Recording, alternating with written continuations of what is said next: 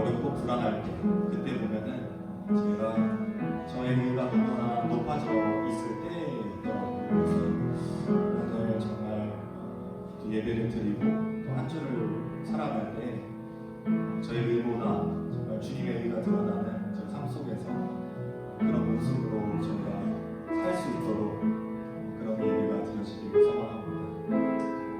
주일 찬양 첫 번째 찬양으로 올려드리면서 시작하겠습니다.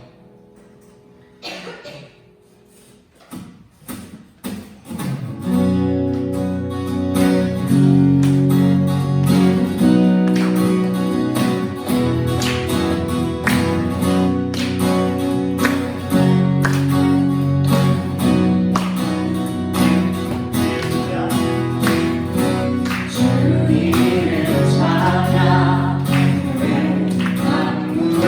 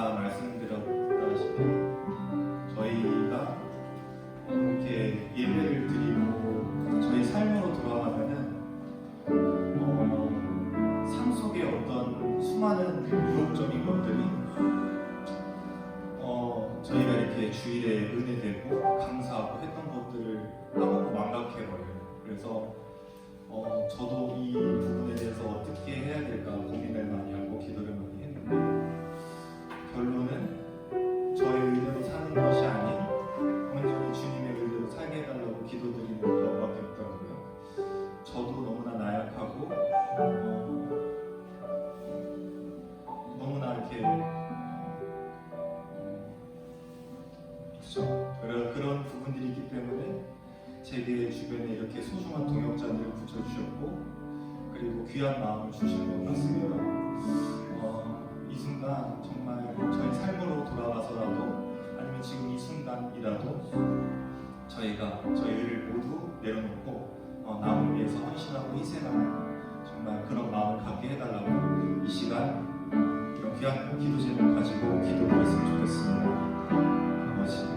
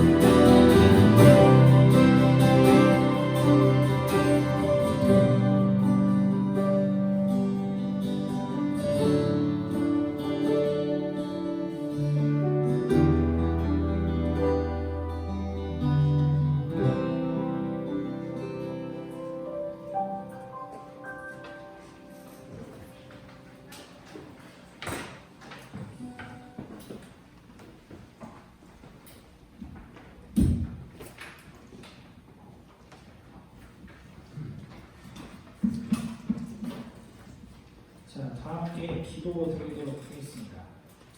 살아계신 하나님 아버지, 오늘 저희들을 이렇게 귀한 청년 예배로 인도하여 주시니 감사드립니다. 주님, 저희들을 마음속이 정말 완악하고 연약하여서 일주일 동안 하나님 보시기에 악하고 부끄러운 운동을 했었으며 이 시간 자백하옵나이다. 주님, 저희들의 마음 가운데 성결하고 정직한 마음을 더해주사 오늘 이 시간에 저희들이 말씀 듣고 기도하고 찬양 드리는 시간 가운데서 아버지께서 원하시는 메시지를 온전히 받을 수 있도록 하게 해 주옵소서. 저희들의 의와 그리고 저희들의 교만으로 인하여 저희들의 마음에 듣기 편한 이야기만 받는 자들이 아니라 우리 마음속에 따가움이 느껴질다 할지라도 이것이 나에게 주시는 하나님의 말씀이니 모든 것을 제가 받들겠습니다라는 이러한 고백이 저희들 모두 입술 가운데 나올 수 있는 그런 시간으로 허락하여 주옵소서. 주님, 오늘 이 모든 시간을 시작부터 마지막까지 모든 것을 주님 손에 맡겨오며 예수님의 이름으로 기도드렸습니다. 아멘. 이 시간 저희들이 함께 보실 말씀이 있습니다. 함께 보실 말씀은 에스겔서 33장 7절에서 11절까지 말씀이 되겠습니다. 에스겔서 33장 7절에서 11절까지 말씀이고 제가 보는 성경으로는 구약 성경 1202페이지 중에 있습니다. 1202페이지 중에 있는 에스겔서 33장 7절에서 11절까지 말씀이 되겠습니다. 지난주까지 예수님의 부활로 복음서가 끝이 났고 이제 구약의 선지서를 보는 시간이 되었는데요. 에스겔서 33장 7절에서 11절까지 말씀. 그러면 다 찾으신 줄로 믿고 교독을 하도록 하겠습니다. 저 먼저 7절 공독하도록 하겠습니다. 인자야, 내가 너를 이스라엘 족속의 파수꾼으로 삼음이 이와 같으니라. 그런즉 너는 내 입의 말을 듣고 나를 대신하여 그들에게 경고할지어다. 내가 내게 이르기를 너는 반드시 죽으리라 하였다. 내가 그 악인에게 말로 경고하여 그의 길에서 떠나게 하지 아니하면 그 악인은 자기 죄악으로 말미암아 죽으려니와 내가 그의 길을 내 손으로 찾으리라.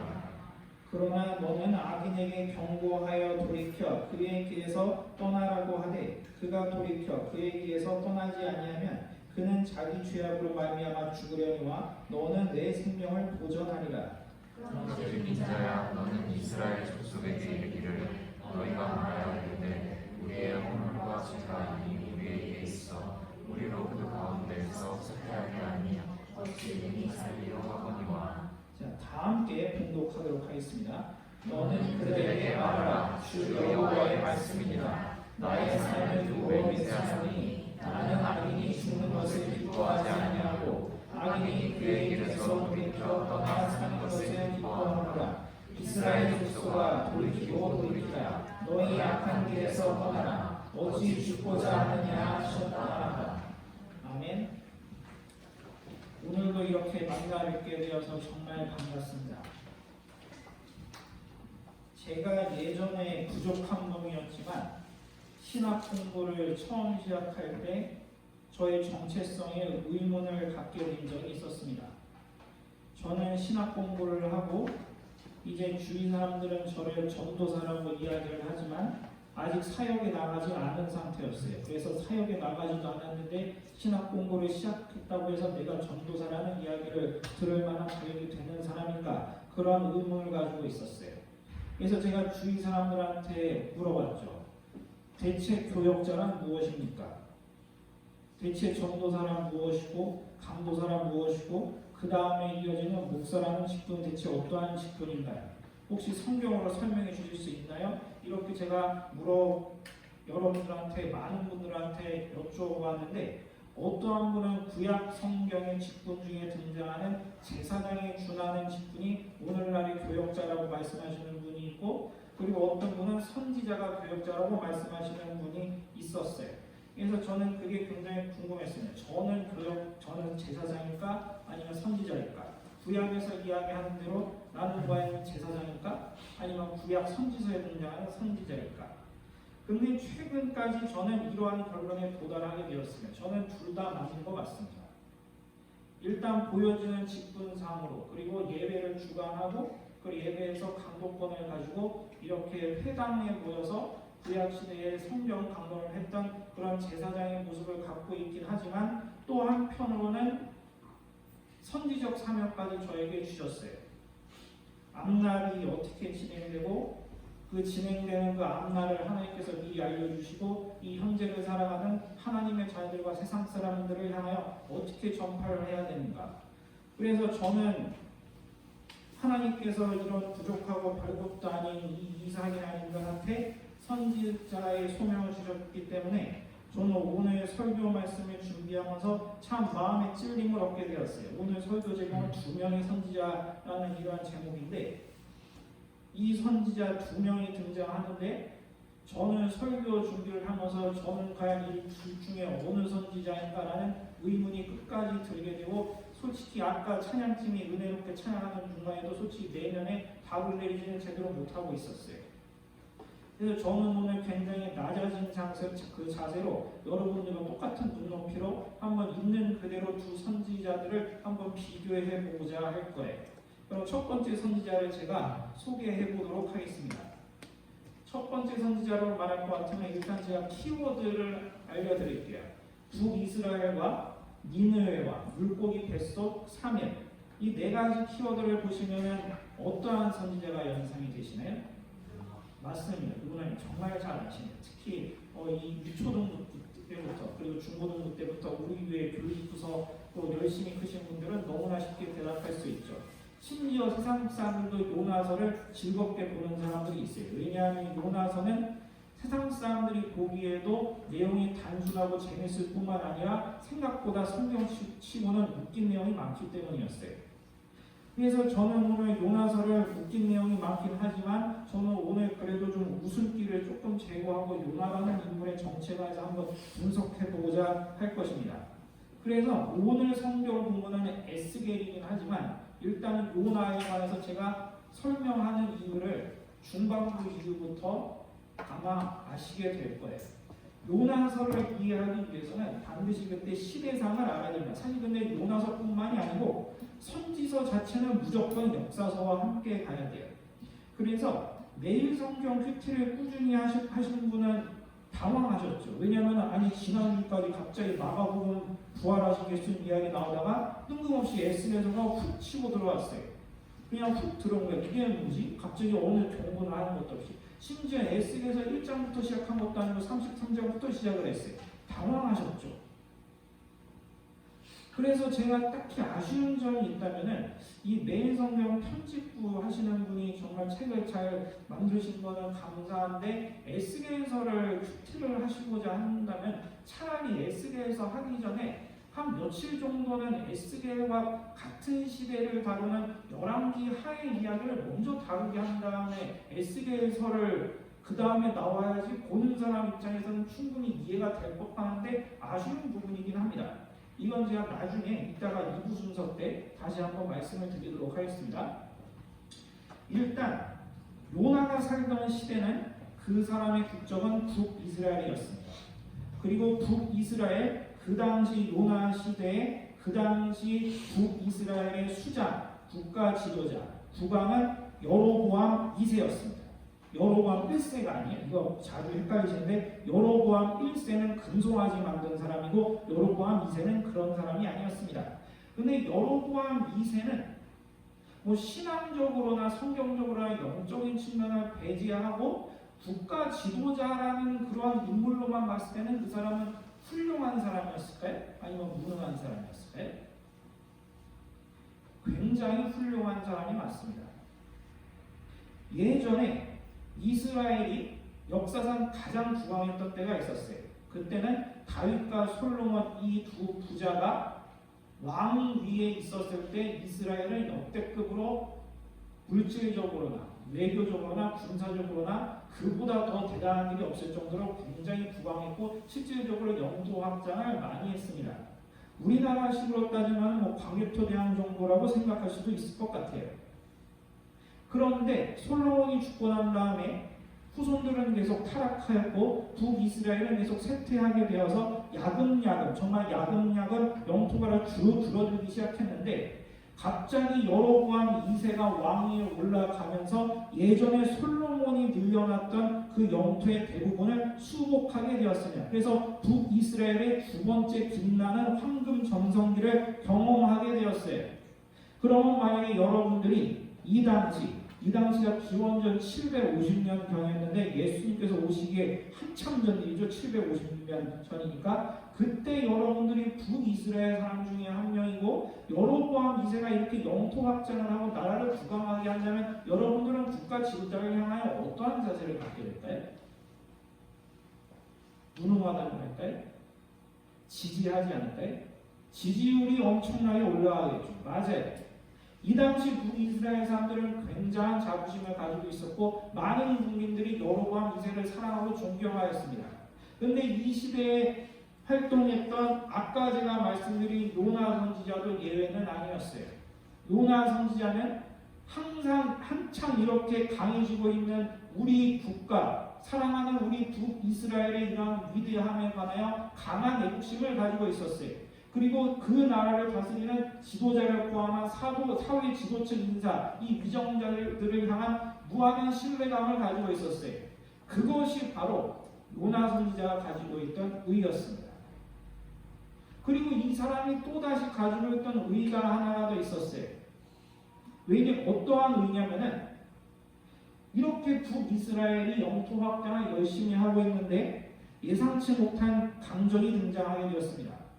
중앙아시아의 히타이트 민족과 심지어 그리스 세력까지 엄청나게 때리고 오른쪽에 있던 다른 같은 중동 국가들까지 엄청나게 전쟁에서 승리하여서 그 근방에서 사실상 대적할 나라가 없었던 아수르 제국, 아시리아 제국이라고도 하죠. 그 아수르 제국이 이제는 그 근방에서 평정할 나라가 없다 보니까 그 다음 타켓을 북이스라엘로 잡게 된 것이었어요. 북이스라엘은 한참 나라가 잘 나가다가 예상치 못한 초강대국이 이제부터 전쟁을 하고 전쟁 분위기가 감돌자 그 당시 북이스라엘 사람들은 아수르에 대한 감정이 어땠을까요?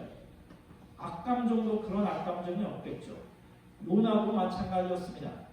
요나가 가지고 있던 두 번째 의는 바로 우리나라와 지금 맞수 대결을 하고 있는 저 못돼먹은 아수르 제국이에요. 이것을 반드시 이해해야지 요나가 왜 그러한 행동을 했는지 이해가 돼요. 그래서 요나 마음속에 가지고 있는 이 두 가지 의가 언제나 불꽃처럼 타올랐어요.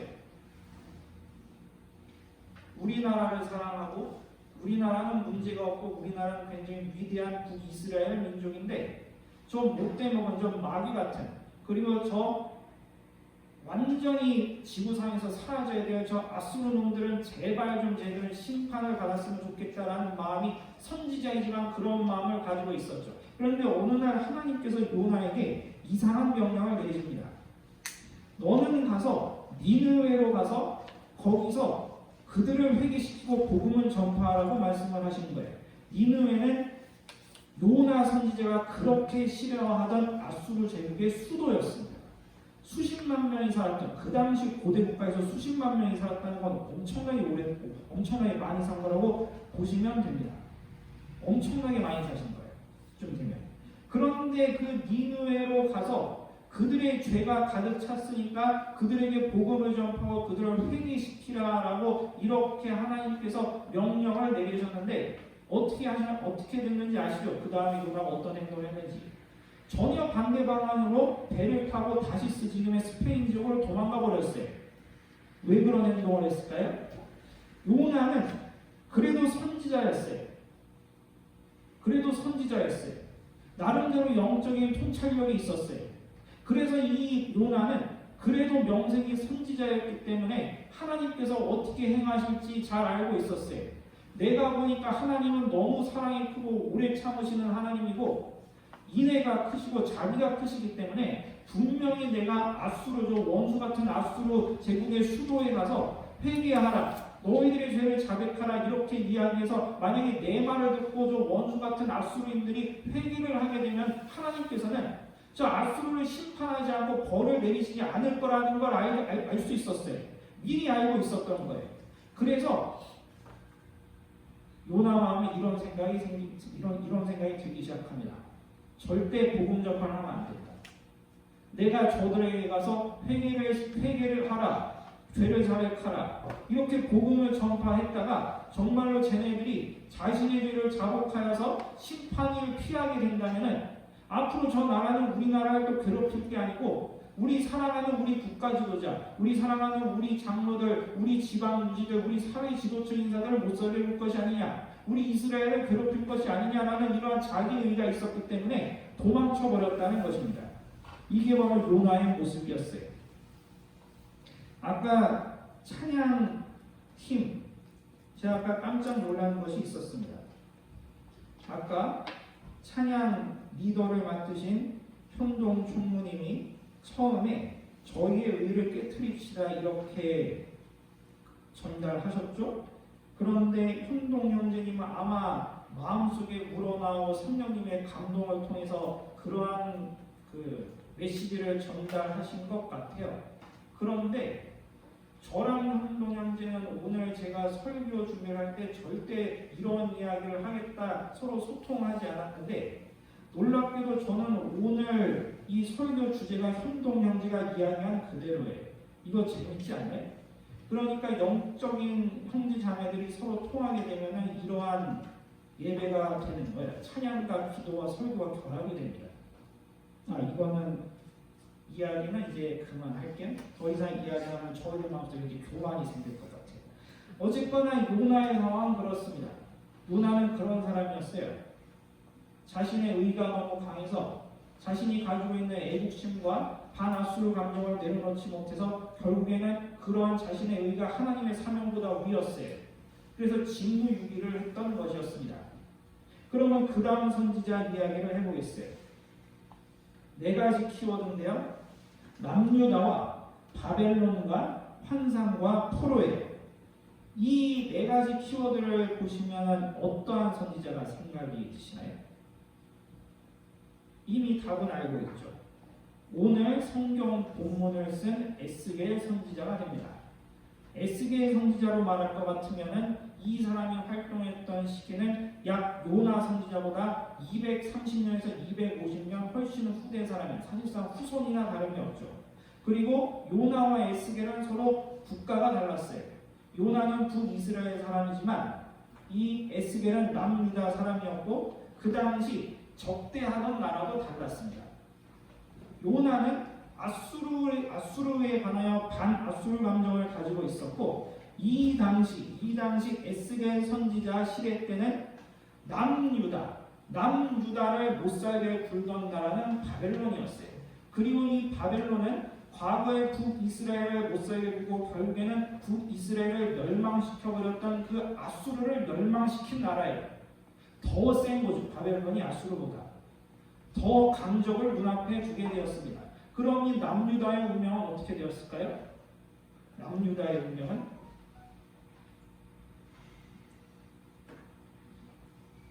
바벨론의 왕 느부갓네살 왕은 자신의 서쪽 지역에 있던 문에 가시 갔던 아수르 제국을 결국 멸망시켜 버립니다.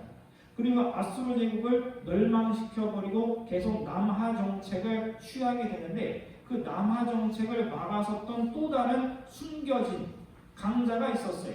전통적인 강자였는데 그동안 저희들이 잊고 지내던 강대국이 또 하나 있어요. 여러분들이 아주 잘 아는 나라예요. 어느 나라였을까요? 애굽이었습니다. 이집트 입장에서는 저 바벨론의 저거를 막을 수가 없었어요. 그래서 이집트는 여러 가지 외교적인 전략을 취합니다. 주위의 동맹관계 국가들을 맺어서 저 바벨론의 독주를 막아야 되겠다라는 그러한 외교 전략을 취했고 그 국가 중에 하나가 바로 유다였어요. 유다를 우리 편으로 끌어들여서 이제 바벨론과 대항을 하자. 그러나 결과는 애굽이 져버렸습니다. 결론이 났어요. 이제 바벨론을 막을 나라는 어느 나라도 남지 않았습니다. 그 당시 헬레니즘 문화를 꽃피웠던 크레타성과 그리스 문명은 이제 곧 태동하던 시기라서 절대로 막을 수가 없었어요. 그때 로마는 그냥 하나의 부족국가였을 뿐이고 아직 지구상에 제대로 등장하지도 못했던 나라였어요. 이제는 바벨론을 그 누구도 막을 수가 없어요. 그래서 바벨론 입장에서 보았을 때는 굉장히 좀 남유다가 심한 거예요. 힘도 약한 주제에 애국과 붙어먹더니 자기네를 뒤통수를 친다고 생각을 했어요. 그래서 쳐들어옵니다. 상대가 되나요? 상대가 안 됩니다.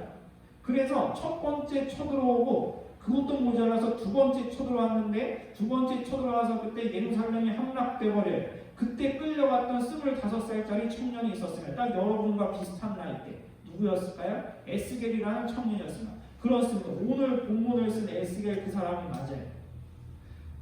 청년이었던 이 에스겔이 바벨론에 의하여 포로로 질질 끌려가게 되는데 그래서 바벨론에서 이제 비참하게 포로 생활을 하게 되는데 그러면 그 당시 에스겔의 느낌은 어땠을까요? 여러분들이 만약에 우리 대한민국이 외세 침입에 시달려서 결국엔 전쟁터에서 완전히 깨지고 저희들이 다른 나라 포로를 질질 끌려간다면 저희들 마음속에 남아있는 감정은 무엇일까요? 먼저 우리 대한민국과 우리 한민족을 불쌍하게 생각하겠죠. 우리나라에 대한 애국심이 생기지 않을까요? 두 번째로 또 어떤 감정이 들까요? 우리나라를 못 살게 굴고 우리를 포로로 끌려가게 만든 그 외세 그 국가를 싫어하겠죠. 에스겔도 앞서 언급한 요나와 국적도 다르고 시대도 다르고 상대했던 국가도 다르지만 비슷한 마음가짐이었을 거예요. 이 25살 젊은 청년의 혈기로 보았을 때 저 바벨론의 행위는 도저히 용서가 안 돼요. 반바벨론 감정, 그리고 우리 불쌍한 우리 유다 국가, 그리고 우리 불쌍한 우리 유다의 위정자들, 국왕, 많은 신하들이 불쌍히 느껴지고 나라를 정말 위하고 우리나라에 대한 애국심이 더욱더 올라갔겠죠. 우리 유다를 위해서 무언가 해야 되겠다. 그리고 저 바벨론을 멸망했으면 좋겠다. 이것이 바로 요나와 에스겔의 내면의 공통점이었습니다. 이 두 사람과 자신의 의를 가지고 있는데 그 의의 모습이 크게 다르지가 않았어요. 애국심과 반아수르 또는 반바벨론 감정이었어요. 그러나 요나는 어떻게 되었는지 아시죠?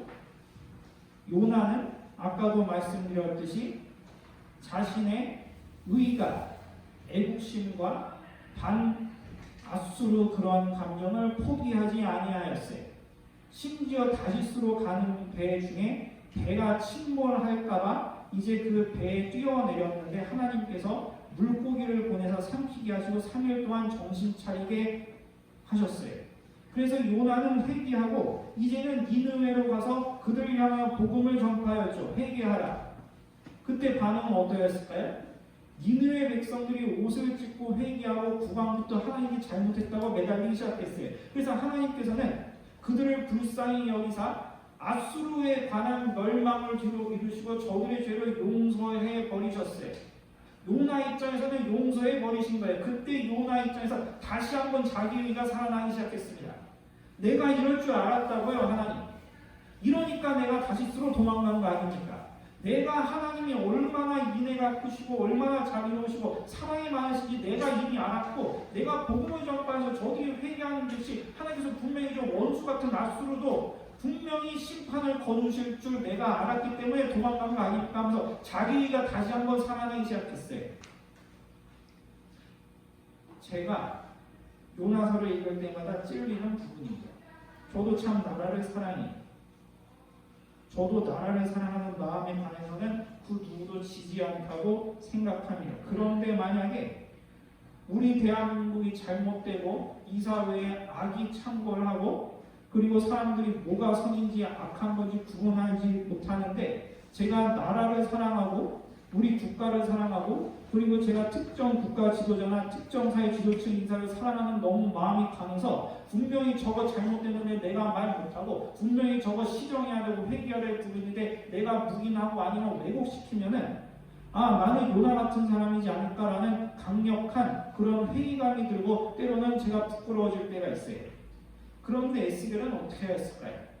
요나처럼 똑같이 상황은 조금 다르지만 바벨론을 향한 바벨론 감정 그리고 이 멸망해가는 남유다 정말 부분이 이제 풍전등화에 다다른 이 남유다의 문명을 향해서 우리 민족은 잘못한 게 없고 우리 민족은 죄가 없고 무조건 다 바벨론 때문이야 이런 마음가짐이 생기려고 할 때 에스겔 입장에서도 이제 애국심이 굉장히 투철할 때 이때 하나님께서 에스겔의 마음에 주신 말씀이 있어요.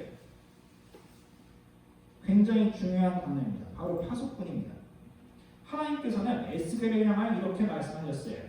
인자야 내가 너를 이스라엘 족속의 파수꾼으로 삼음이 이와 같으니라. 그런즉 너는 내 입의 말을 듣고 나를 대신하여 그들에게 경고할지어다. 에스겔 33장 7절의 말씀이 됩니다.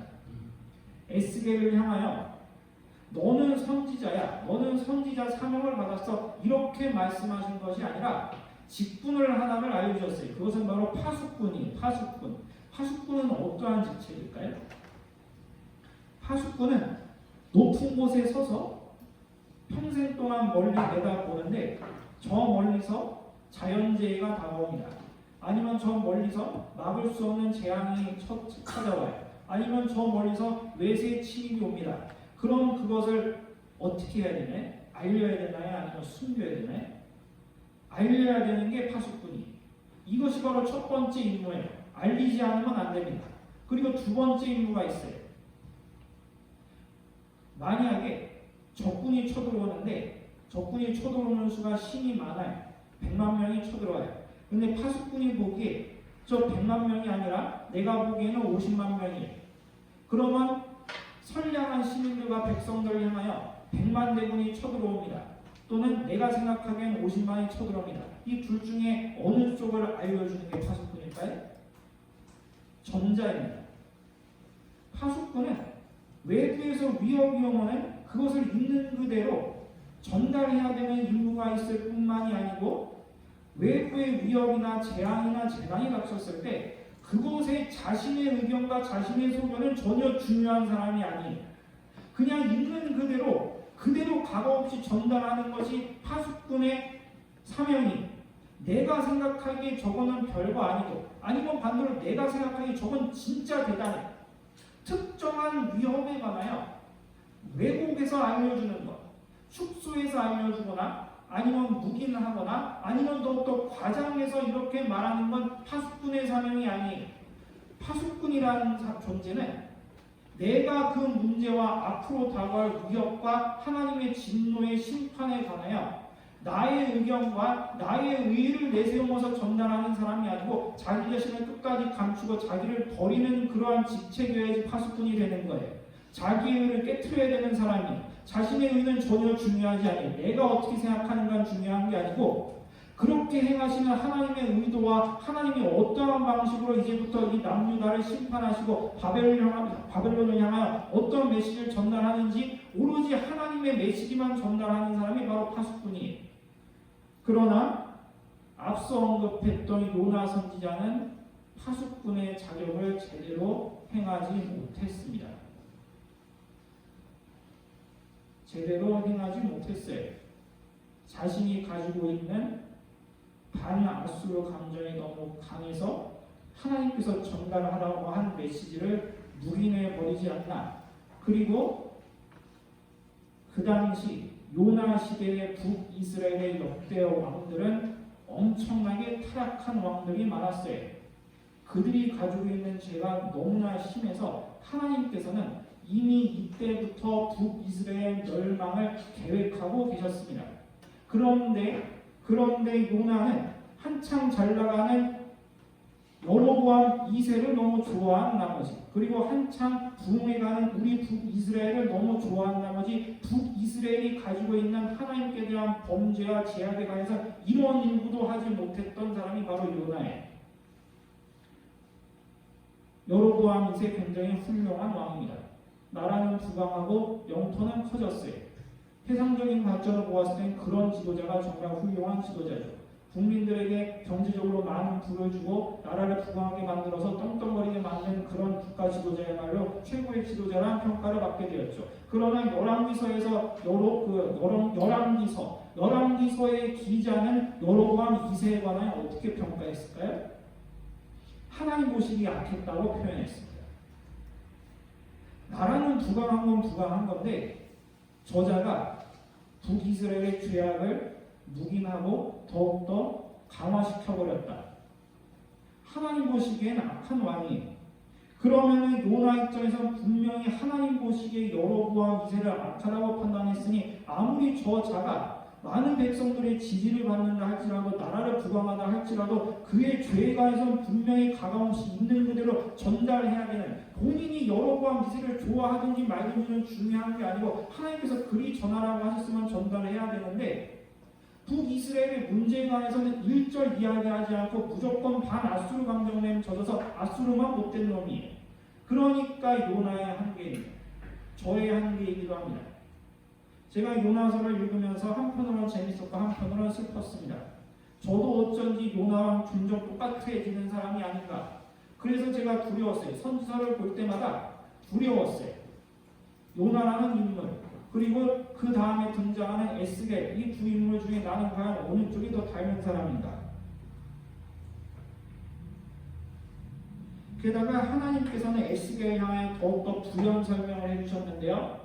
내가 그 악인에게 말로 경고하여 그의 길에서 떠나게 하지 아니하면 그 악인은 자기 죄악으로 말미암아 죽으려니와 내가 그의 피를 내 손에서 찾으리라. 에스겔 33장 8절 말씀이 되겠습니다.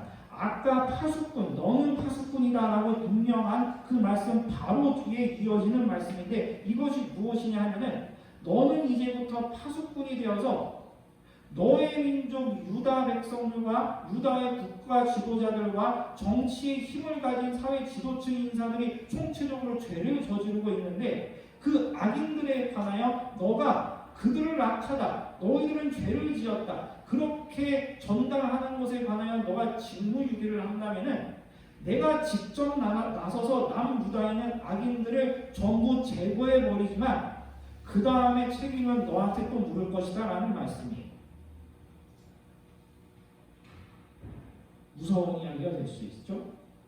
제 생각에는 시기상 이 에스겔 선지자보다 요나가 훨씬 앞이고 그리고 요나 선지자는 파수꾼의 역할을 제대로 하지 못했던 이러한 전례가 있기 때문에 어쩌면 하나님께서는 과거에 있었던 요나 선지자를 염두에 두면서 후손인 너 에스겔은 예전에 있었던 요나처럼 그렇게 어리석은 파수꾼이 되지 말고 직무를 유기하는 파수꾼이 되지 말고 너가 아무리 남 유다를 사랑한다 할지라도 아무리 남 유다에 너가 존경하는 위대한 사람이 있다 할지라도 그가 악하면 그리고 그가 악이라면 분명히 지적할 수 있는 나의 말을 있는 그대로 전달하라 이러한 부연 설명을 자세하게 또다시 해주시는 거예요. 요나 같은 그런 과정을 밟지 말라고 하시는 것과 저는 다름이 없다고 생각합니다. 그래서 저는 이 에스겔 선지자와 그리고 이 요나 선지자의 이 말씀을 보면서 이 두 사람의 이러한 상반된 모습 그리고 이 두 사람의 파수꾼 역할의 이러한 차이를 보면서 저는 굉장히 두려운 마음이 지금도 들었어요. 나는 과연 어떤 존재일까? 나도 우리나라에 사랑하는 사람들이 있고 제가 개인적으로 존경하는 사람이 있고 나랑 같은 신념과 나랑 같은 사상을 공유해서 하는데 저 사람이 분명히 잘못됐고 하나님 보시기에 분명히 악한 짓을 저지르고 있는데 나랑 똑같은 이념과 신념을 가지고 있다고 해서 내가 저자를 옹호해야 되는 건가? 묵인해야 되는 건가? 반대로 내가 정말 마음에 안 드는 사람이 있고 나와 생각이 다르고 사사건건 부딪히는 사람이 있고 내가 가지고 있는 이념과 나의 신념과 맨날 반대하고 나랑 맨날 틀어부리고 논쟁하는 사람이 저 사람의 죄가 있는데 저 사람이 가지고 있는 티끌 같은 죄는 도리어 내가 더 친소봉대하고 그런데 내가 사랑하고 우리 사회에서 좋아하는 사람이 있는데 저 사람이 잘못됐는데도 불구하고 나는 그 문제에 대해서 이야기를 안 하거나 축소해서 이야기한다면 나는 과연 선지자인가 제대로 된 선지자인가 이러한 회개의 마음이 저는 언제나 저를 따라오기 시작했어요. 우리 사회를 봐도 그렇고 국제사회를 봐도 그래. 하나님의 말씀은 시대를 초월한 말씀입니다. 이 당시 요나 선지자에게만 해당되는 것도 아니고 에스겔 선지자 남유다 포로기에만 해당되는 것이 아니고 우리 대한민국 이 땅에 저희들 살아가는 청년 여러분들에게도 해당되는 이야기 그리고 저희들이 전부 하나님 나라 갔을 때 저희들의 후손들에게도 해당되는 이야기입니다. 하나님께서 저희들에게 요구하시는 것은 하나입니다. 판단을 굳게 하지 말라는 것입니다. 판단을 굳게 하지 말라는 거예요. 근데 과연 저희들은 판단을 굳게 하지 않을 자신이 있을까요? 판단을 굳게 하지 않을 자신이 있을까요? 과거에나 그렇고 과거의 세계사를 뒤져봐도 그렇고 예수님이 승천하신 다음에 교회의 역사를 뒤져봐도 그렇고 우리 대한민국의 과거부터 현재까지 이어지는 역사를 보아도 그렇고 그 시대에 여러 가지 지식인들과 그 시대에 이야기, 말을 할 수 있는 사람들은 언제나 선택권에 봉착하게 되었어요. 똑같은 잣대와 우리가 똑같은 하나님의 진리로 똑같이 잘못됐다고 이야기할 수 있고 똑같이 칭찬할 수 있는가? 저희들은 파수꾼이에요. 파수꾼. 이제 구약시대가 끝났기 때문에 저희들 전부 다 저뿐만이 아니고 여기 앉아있는 모든 청년들 그리고 우리 교회 지금 나와 계시는 모든 장로님들 모든 성도님들도 전부 다 하나님께서 저희들에게 요구하시는 것은 바로 파수꾼이에요. 저희들이 저희 내면을 볼 때나 그리고 저희들 지인을 볼 때나 우리 사회를 볼 때나 아니면 다른 국가를 볼 때나 어떤 사회 현상을 볼 때나 저희들이 과연 중심에 서서 판결을 굳게 하지 않고 하나님께서 전하시는 것만 온전히 전하고 나의 의를 끝까지 숨기고 나의 의를 끝까지 내려놓을 수 있는가? 이것이 제 생각에 우리 대한민국에서 정말 중요한 임무인 것 같아요. 점점 다가 가까이 오고 있어요.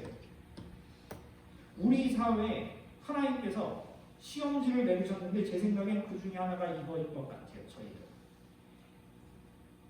저희들이 설령 좋아하고 마음에 드는 사람이라 할지라도 저 사람을 봤을 때 분명히 하나님 보시기에 잘못했는데 그 죄를 지적하고 회개하라고 촉구를 해야 되는데 나는 숨기지 않았나?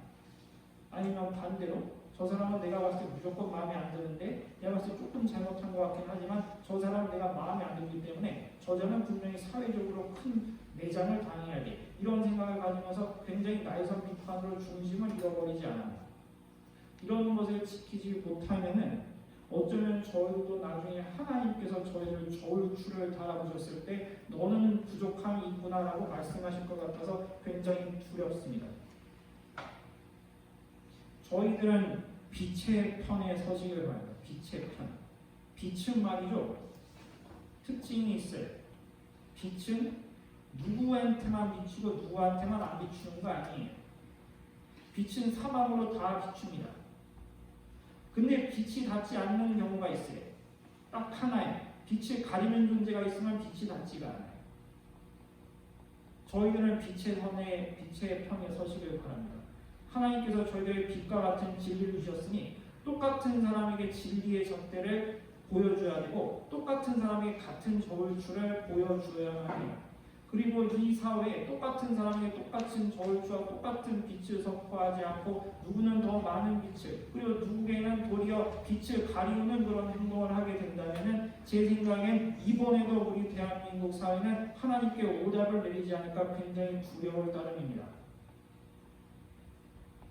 저희들 시작되었어요. 저희들은 새로운 국면에 받아들고 이제 우리 사회를 지금 아직까지 불안 가운데 있는 이 코로나 이 바이러스 이후에 아마 우리 대한민국은 새로운 세계관이 펼쳐지게 될 건데 그때 저희들 이제부터 이 말씀을 가지고 중심을 지키는 저희들 모두가 되었으면 좋겠습니다.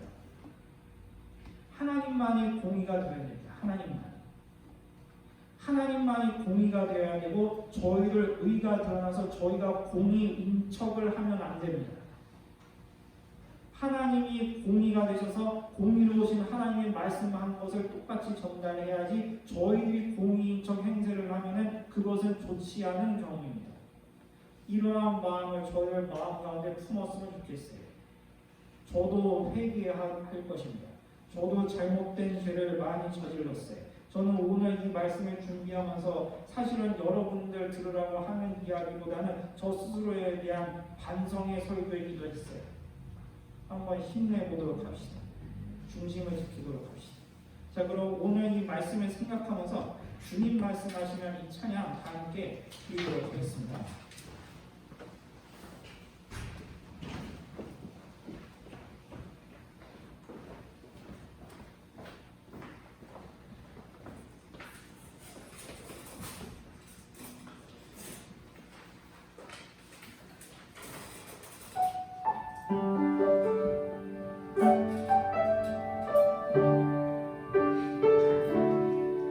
주님 말씀하시면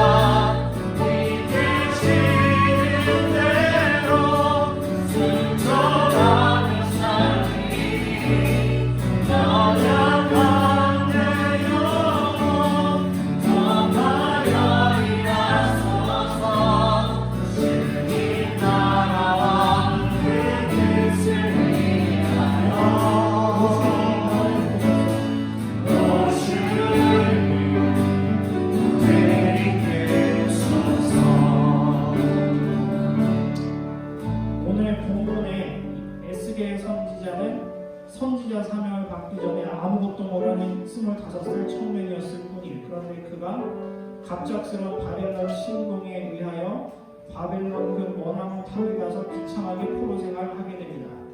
그때 에스겔의 마음은 바벨론이 미웠겠죠. 그리고 우리 민족이 뭐가 잘못된지 도저히 모르겠죠. 대체 왜 우리 민족이 이렇게 고난을 당해야 됩니까? 그리고 여기서 그 바벨론을 사용하신 분은 결국에는 하나님이셔요. 그래서 하나님께서는 이 에스겔 선지자를 통하여 파수꾼의 그러한 직책을 내리셨습니다. 하나님께서 원하시는 것은 사실은 단 하나였어요. 심판하시는 하나님이기도 하지만 사실은 에스겔 선지자를 통하여 남아있는 남유다 백성들이 이제는 죄를 자복하고 회개하기를 원하셨다는 거예요. 하나님께서 바벨론을 사용하신 이유는 남유다 백성이 미워서 그 선택받은 그 이스라엘 민족 멸망하기를 즐기셨던 것이 아니라 이렇게 하나님 스스로 악역을 자처하시면서까지 그들이 회개하기를 원하셨던 것뿐이에요. 저희들은 기도했으면 좋겠습니다. 저희들이 이 에스겔 선지자처럼 이제부터 회개 기도와 다짐 기도를 했으면 좋겠어요. 내가 가지고 있는 의가 있고 그리고 자꾸 판결을 굳게 하고 싶은 그런 마음가짐이 생기는데 그런 것을 전부 고백하고 내려놨으면 좋겠어요. 우리 사회를 볼 때 그리고 우리 국제사회를 볼 때 제 주위 사람을 볼 때 분명히 하나님의 법을 버리고 하나님의 법을 무시하는데 저 사람은 내가 인간적으로 마음에 들기 때문에 그 문제에 관해서 그냥 넘어가는 것 같고 그리고 저쪽 진영은 분명히 내가 보니까 마음에 안 들어. 그런데 그렇게 보니까 하나님 모습이 잘못된 것 같지만 하지만 어쨌거나 미우니까 내가 저들을 혼내야 되겠어. 이러한 굵은 마음 가지고는 저희들은 이 사명을 제대로 감당할 수가 없습니다. 그래서 이 시간 고백했으면 좋겠어요. 주님, 저희들 중심을 지키게 하여 주시옵소서. 그리하여 하나님께서 저희들은 감춰주고 저희들의 의는 사라지고 오로지 하나님의 말씀만 온전히 전하는 대언자 파수꾼이 되게 되라는 시간 다 함께 기도드리도록 하겠습니다. 기도드리겠습니다. 아버지 이 시간을 간절히 기도합니다. 아버지 이 시간을 어르신의 기도하여 주시옵소서. 아버지 시간을 아버지 저희들과 함께 아버지 너무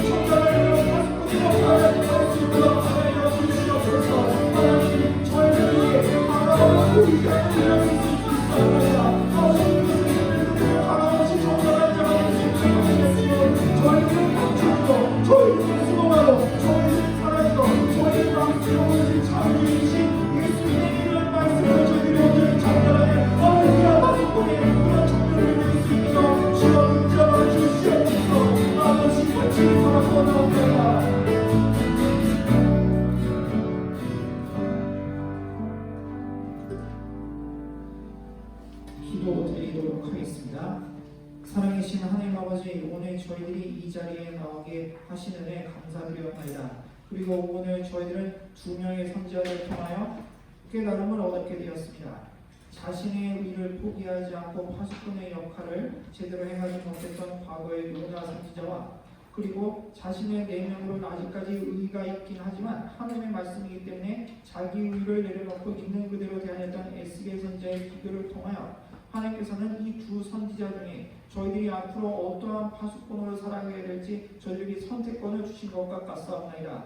주님, 저희들이 바른 길과 그리고 진물기를 하지 않는 파수꾼이 될 수 있도록 하여 주시고 저희들 마음속에 분명히 사랑하고 내가 마음에 드는 사람이 있다 할지라도 저들을 더욱더 바른 길로 옮기게 하는 마음가짐으로 그리고 저들을 하나님께 더욱더 거룩한 백성으로 만들게 하기 위하여 때로는 저희들 마음속에 담대함을 통하여 하나님의 말씀을 그를 향해 있는 그대로 전달하는 담대하고 용기 있는 그런 파수꾼의 삶을 살 수 있도록 하게 해주옵소서. 저희의 삶 속에서 하나님의 공의가 저희들과 함께하길 간절히 바랐고 원하니 하나님의 공의를 있는 그대로 실천하는 저희들 모두가 될 수 있도록 하게 해주시옵소서. 예수님의 이름으로 기도드렸습니다. 아멘. 네, 이 시간 주기도문하고 그 다음 순서 진행하도록 하겠습니다. 시작하겠습니다. 하늘에 계신 우리 아버지여, 이름이 거룩히 여김을 받으시오며 나라의 임하옵시며 뜻이 하늘에서 이루어진 것 같이 땅에서도 이루어지리라. 오늘날 우리에게 일용할 양식을 주옵시고 우리가 우리에게 죄 지은 자를 사하여 준 것 같이 우리 죄를 사하여 주옵시고 우리를 시험에 들게 하지 마옵시고 다만 하늘에서 구하옵소서. 대개의 나라와 권세와 영광이 아버지께 영원히 있사옵나이다. 아멘. 자, 그럼 이제 제가 광고 진행하도록 하겠습니다. 오늘 이렇게 많은 분들이 나오셔서 정말 감사드립니다. 점차 청년 예배가 회복되는 것 같고 많은 분들이 한두 번씩 참석하시는 것 같아서 정말 주님께 영광을 돌리고 앉아계신 청년 여러분들께도 정말 감사의 말씀을 드립니다. 그리고 조금 있다가 잠깐 쉬셨다가 한 3시 한 10분에서 15분쯤에 SB에서 특강이 있는데 이 SB에서 특강을 하는 이유는 제가 아까 설교 시간에 잠깐 말씀드렸는데 저희들이 지금 받았던 이 매일 성경에서 갑자기 SB에서 초반부터 하는 것도 아니고 중간부터 SB에서가 큐티가 시작되기 때문에 어리둥절하시는 분들이 참 많고 이렇게 되면은 이제 말씀을 제대로 큐티를 하고 싶어도 이해가 안 되는 부분이 많기 때문에 여러 가지 큐티 할 때 좀 힘들 수가 있어요. 그래서 제가 여러분들의 개인적인 큐티 생활을 돕는 차원에서 간단하게 SB에서가 어떤 분위기고 시대적인 상황이 어떠한 상황이고 그리고 중심 핵심 주제와 키워드가 어떤 것인지 이렇게 제가 좀 알려드리는 시간 갖도록 할 거예요. 그래서 이 특강이 그렇게 길진 않아요. 제가 이걸 짧게 만들었기 때문에 그렇게 오래 걸리진 않고 이것을 한번 읽은 다음에 이것을 한번 오늘 참석해 주신 다음에 그 다음에 큐티 활동을 하신다면 아마 성경에서 이런 의미였네 라는 그런 속에 그러한 말씀이 그러한 생각이 들게 되실 거예요. 자, 그럼 다음 주일은 이제 다음 주에 4월 마지막 주입니다. 그래서 다음 주에 이제 조별로 오붓하게 모임 시간이 있겠습니다. 그래서 조별로 흩어져서 이제 친목 활동도 하고 말씀도 나누고 그렇게 이제 친교 시간을 갖게 되는데 이제 점차 조금씩이지만 모이기에 힘쓰면서 이제 예수님의 말씀을 이제 저희들 다시 한번 순종하는 길로 갔으면 좋겠어요. 모이기에 힘쓰는 것도 하나님의 명령이기도 합니다. 그리고 드디어 이제 큐티가 4월달 큐티가 끝나고 5월, 6월 매일 성경 이제 큐티 신청을 받게 되는데 처음에 했던 3, 4월은 교육위원회가 전부 다 이제 교재비를 지원을 했기 때문에 무료였습니다만 이제부터는 저희들이 절반을 부담해야 됩니다.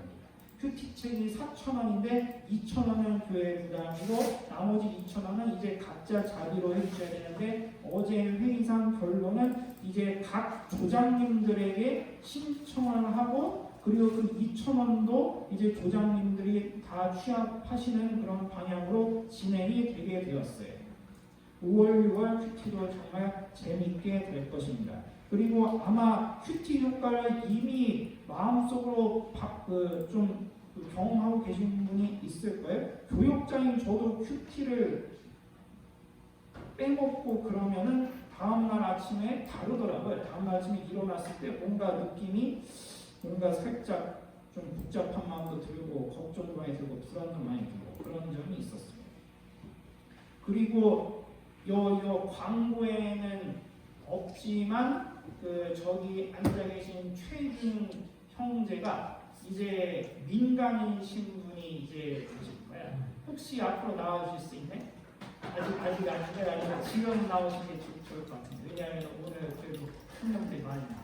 왜냐하면은 국방의 부름을 받으셨는데 이제 곧 민간인이 되실 분이에요.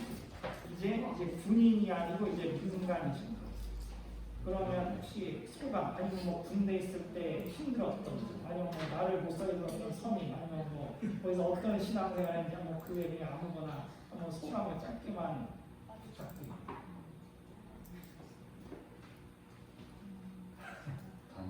제가 네. 아직 실감이 안 나서 모르겠네요. 휴가 나온 것 같아요. 네. 다시 가세요. 앞으로 다시 잘 부탁드리겠습니다. 완전 축하드립니다. 감사. 나중에 그래도 찬양팀 소속이잖아요. 그럼 나중에 한번 저희 찬양팀 저랑 같이 회식할 때 최준 형도 여기 껴서 한번 밥 먹는 게 어떻게 생각하시겠어요? 예. 저녁 식사나 그래도 찬양팀 회식도 1년에 한 2번씩 했으니까 그것도 할게. 그렇게 하면 고생하셨습니다.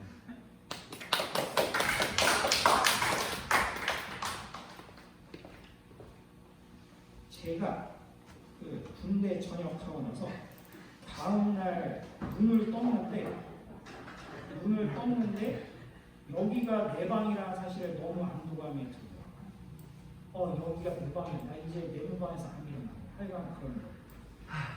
그렇습니다. 그러면 이렇게 오늘 1부 순서는 전부 끝나고 15분쯤에 잠깐 쉬고 이제 좀 무대 좀 말씀 좀 나누시다가 15분쯤에 이제 S계에서 개관하도록 하겠습니다. 그렇게 오래 걸리진 않을 거예요. 슬라이드가 몇 개 안 되기 때문에 쉽고 재밌는 시간이 될 것입니다. 고생 많으셨습니다.